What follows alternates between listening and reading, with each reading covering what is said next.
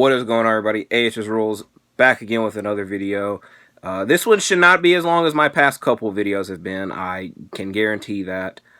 But I just want to go ahead and make this video before it becomes irrelevant, because once we'll get to it, but once the topic of this video is Russell Westbrook, you can see that in the title.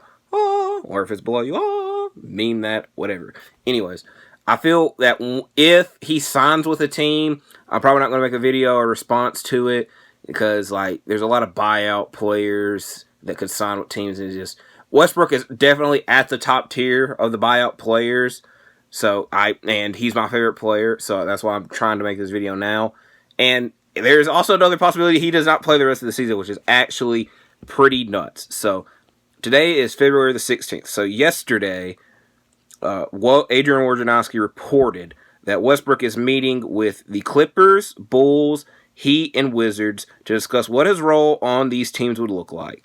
Westbrook is not in a rush to make a decision, and he is even mentioned Westbrook sitting out the rest of the season and went to the offseason to sign, which, again, I think that possibility is pretty crazy. So I've looked around the league, and hypothetically, he could be a six man on almost every team. No, there's only, off the top of my head, that's kind of a bad statement, but there are a lot of teams he could fit on 100%. Lakers, we're not even going to talk about them. I'm kind of over talk about the Lakers. But I'm going to talk about the main four teams, because those are the main four teams I was thinking he should go with anyways. The Heat, I'm going to talk with the Heat first. It's very weird. I don't know on Twitter who are real and who are fake Miami Heat fans, but when Russell Westbrook was traded to Utah, a lot of the tweets under it were, oh my God, bring it to Miami, bring it to Miami, bring it to Miami. And that's pretty crazy. I'll say this. Miami had a terrible offseason. They lost PJ Tucker, and pretty much I don't think they did anything of relevance in the offseason. And even at the trade deadline, they traded Dwayne Dedmon to open a roster spot, and they didn't do anything then. And I know Kyle Lowry has a very down year, but when you're older and kind of leaning towards retirement, you're not going to have the craziest of stat lines. So, Lowry, if you were to debate who is better right now, Kyle Lowry or Russell Westbrook, I'd probably say Russell Westbrook. But that Heat team, he 100% fits Heat culture. Go out there, all on the line. You can mess up.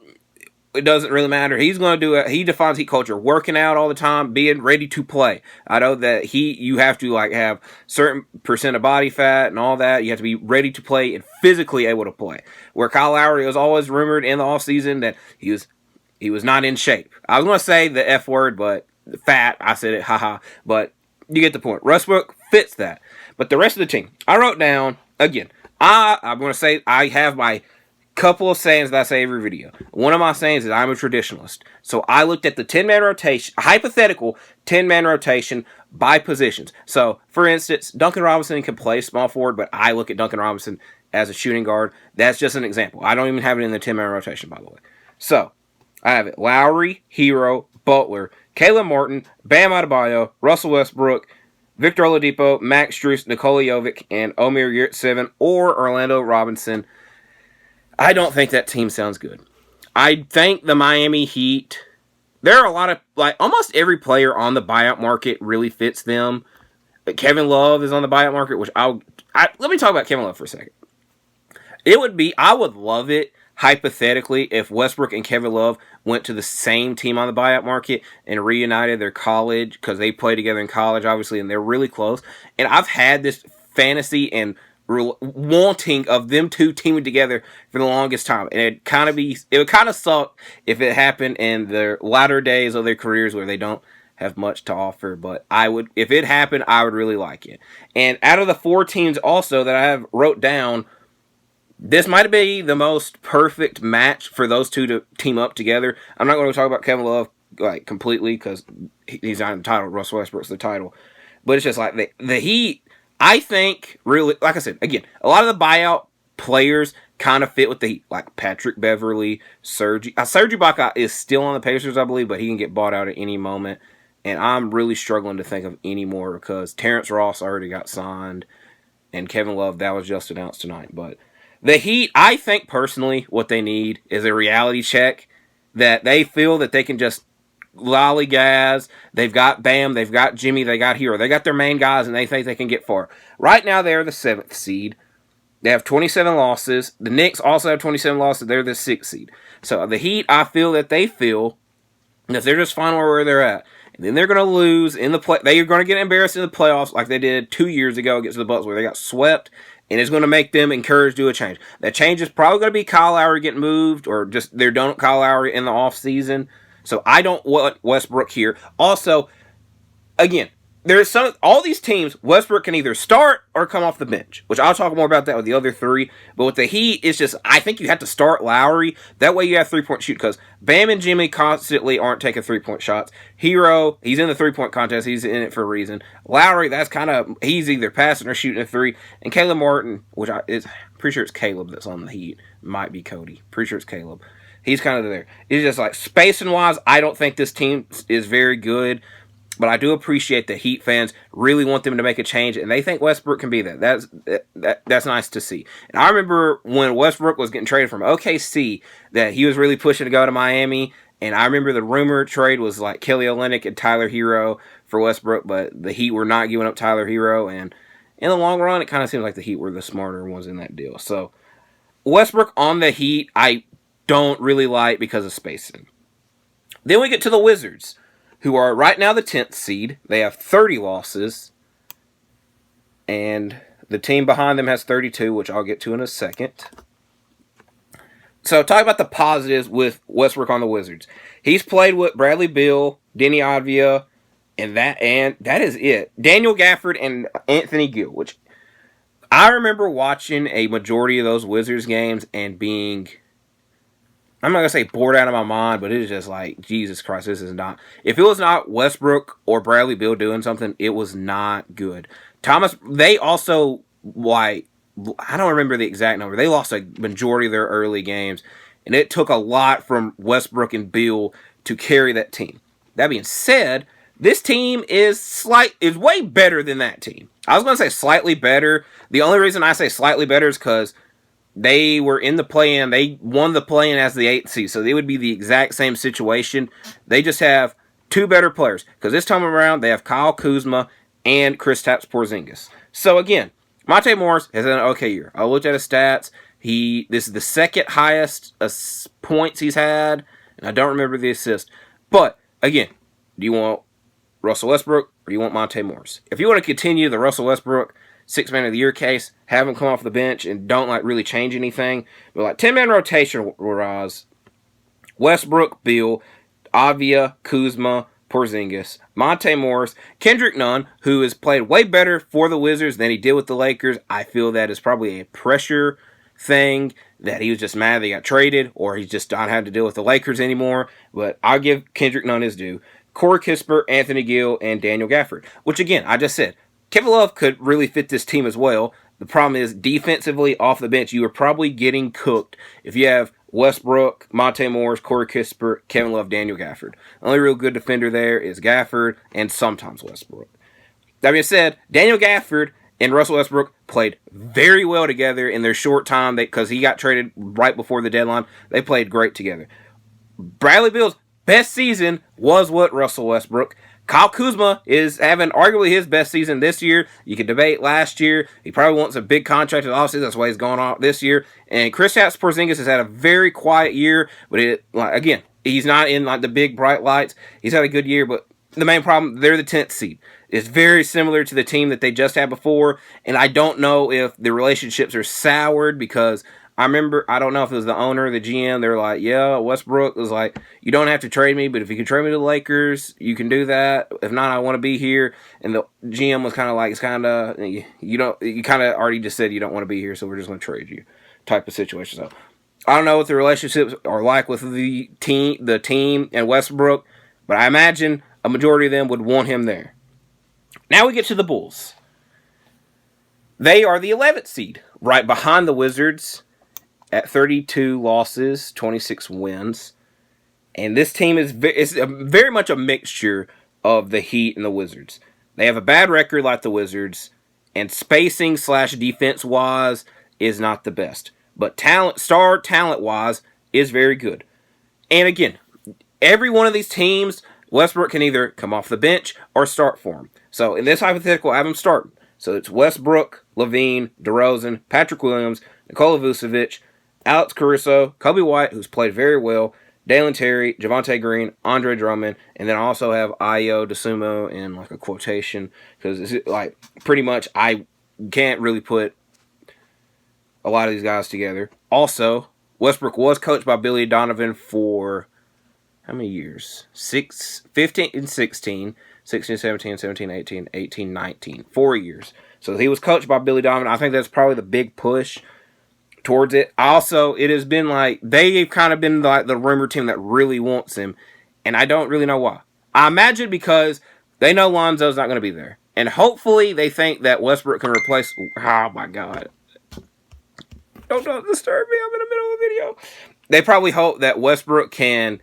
I don't think Westbrook can replace what Lonzo was doing because Lonzo had a great offensive season last year. But everybody and their mother knows Lonzo is not coming. He is not playing this season. And Caruso has done a very good job when he has started. And Ayo has started a lot as well. But Westbrook is the talent. He's the main name talent. Westbrook and LaVine, the most explosive backcourt in the league. Let me look up that. I'm trying to think. Let me think. There might be. I don't know if that would. Like, Duncan wise, obviously. And I know that Lonzo, or I want to say Lonzo. LaVine probably does not want to be known as a dunker anymore, but that's just me.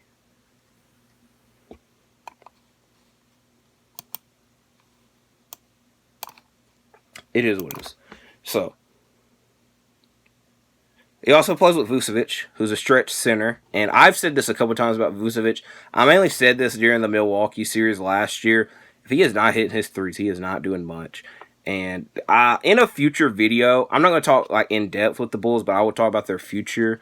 A little bit of spoiler, but they definitely lost that trade. The Wendell Carter for Vucevic trade. But I also have to say, if they did not trade for Vucevic, they most likely wouldn't have ended up with DeRozan. So it was kind of a 2-for-1 type situation. But Westbrook on the Bulls, I like it. It's just like, again, there's very much like the Wizards. You're the 11th seed. I imagine if you're trying to sign with a team, you are trying to compete at the highest level, which is obviously the number one team, and that is the Clippers. Right now, they're the 5th seed. But all the other 3 teams that I just mentioned are in the East. The West, however, is the wild, wild West. And every game around here matters. But if you're not in the top 3, the Nuggets have 18 losses. The Grizzlies have 22. The Kings have 25. Then 4 and after are very not separated. So right now the Clippers are at 5th. They have 28 losses. Suns are 4th with 27. Timberwolves 29. Mavericks 29. Pelicans 29. Warriors 29, Thunder 29 losses. How many teams was that? 1, 2, 3, 4, 5, 6 teams all have 29 losses. That's actually crazy. So, with Westbrook on I've talked about it in the deadline thing that like everybody was just expecting Russell Westbrook to sign with the Clippers. That was what was heavily rumored. Paul George I appreciate Paul George for doing this as well. He went out of his way to say, we want him here. I want him here at least. And that's kind of what the issue has been. Is the team wanting him here, or is it just Paul George type of situation? But again, this kind of I think is also a win-win because Bones wanted to come, or he wanted a bigger role leaving Denver, and Westbrook can continue his 6-man case here and come off the bench here, start Bones, and when the game matters most, you want whoever is having the better game or is more proactive and used to the players, cough cough, Westbrook in. But 10-man rotation wise.